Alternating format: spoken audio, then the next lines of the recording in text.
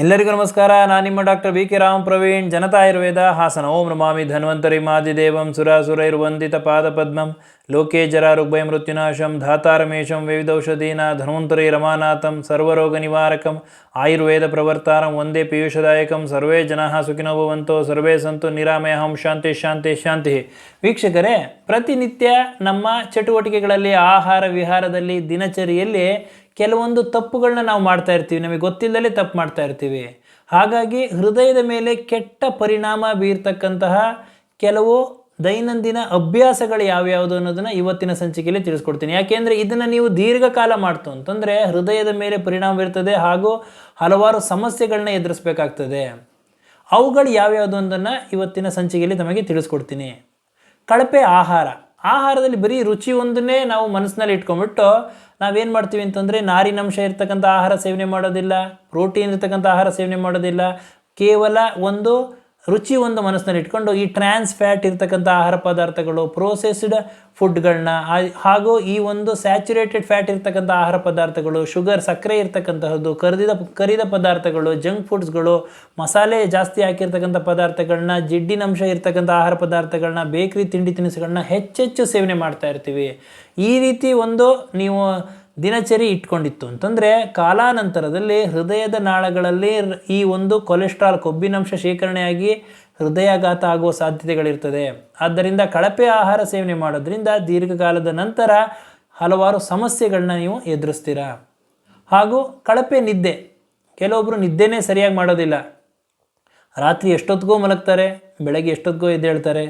ಕೆಲವೊಬ್ಬರಂತೂ ರಾತ್ರಿ 2-3 ಗಂಟೆಗೆ ಮಲಗೋರು ಇದ್ದಾರೆ, ಬೆಳಗ್ಗೆ ಒಂದು 8-10 ಗಂಟೆಗೆ ಎದ್ದೇಳ್ತಾರೆ.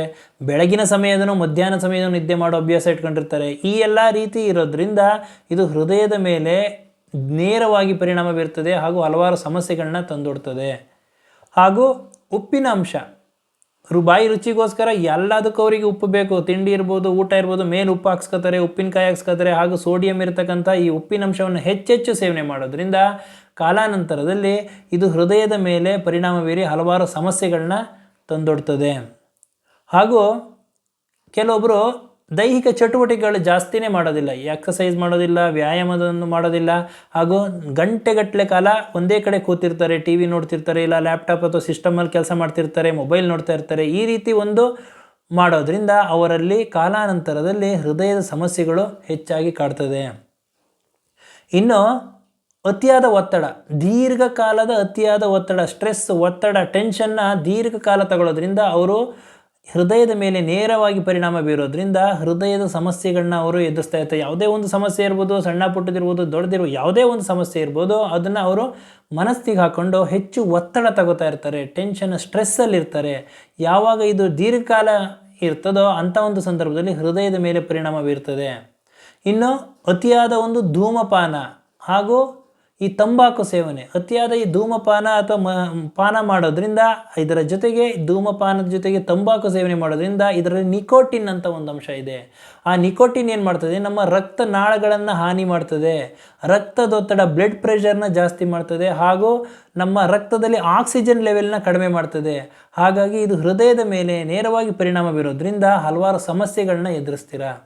ಇನ್ನು ಅತಿಯಾದ ಮದ್ಯಪಾನ ಅತಿಯಾಗಿ ಒಂದು ಆಲ್ಕೋಹಾಲ್ ಸೇವನೆ ಮಾಡೋದ್ರಿಂದ ಇದು ಕ್ಯಾಲೋರೀಸ್ ಜಾಸ್ತಿಯಾಗಿ ಹೃದಯದ ಮೇಲೆ ನೇರವಾಗಿ ಪರಿಣಾಮ ಬೀರ್ತದೆ.